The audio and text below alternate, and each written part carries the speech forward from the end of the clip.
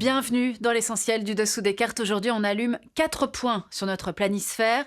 Jeddah en Arabie Saoudite, où a eu lieu hier une réunion diplomatique entre émissaires américains et ukrainiens, débouchant sur 3 mots, cessez-le-feu. Paris et cette réunion de chefs d'état-major qui raconte une coalition d'une trentaine de pays qui repensent leur stratégie de défense, possiblement sans les États-Unis. Washington, où Trump a fait du Trump, devant les caméras, avec Elon Musk, des voitures Tesla, tout en commentant les va-et-vient sur les tarifs douaniers et sur l'actualité russo-ukrainienne. Et Moscou, bien sûr, vers lequel désormais tous les regards convergent. Que fera Poutine dans ce qui ressemble de plus en plus à un curieux jeu de cartes? On commence dans l'Arabie Saoudite de MBS, redevenu très fréquentable.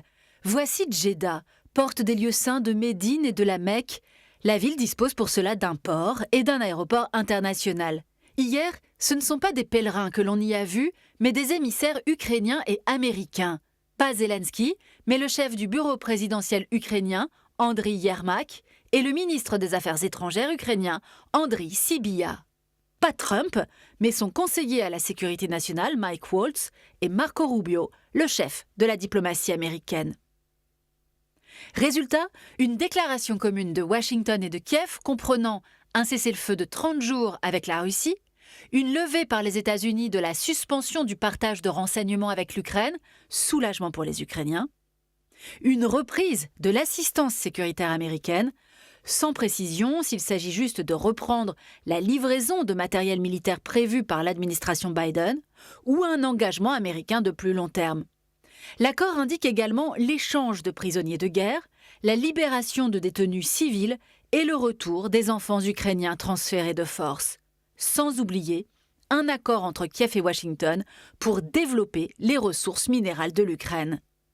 Voici justement la carte de ces fameux minerais. On notera que certains de ces gisements se situent en zone actuellement occupée par la Russie. Rappelons au passage que Poutine a toujours exclu de rendre aux Ukrainiens les territoires qu'il occupe illégalement. Allons maintenant à Paris. S'y tenait hier une réunion historique d'une trentaine de chefs d'état-major provenant d'une grande partie des pays de l'OTAN et de l'UE, avec aussi le Japon, la Corée du Sud, l'Australie et la Nouvelle-Zélande. Signal envoyé, les alliés traditionnels des États-Unis réorganisent la défense de l'Ukraine sans les États-Unis. Notons qu'à ce jour, la Russie s'est toujours opposée à la présence de troupes de l'OTAN et de l'UE en Ukraine. Et c'est en effet maintenant vers Moscou qu'il faut regarder. Poutine va-t-il dire oui au principe d'un cessez-le-feu?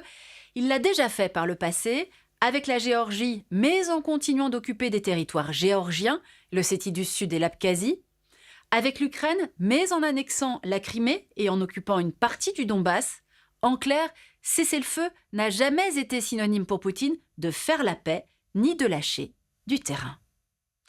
Voilà l'essentiel du dessous des cartes, c'est fini pour aujourd'hui. À bientôt.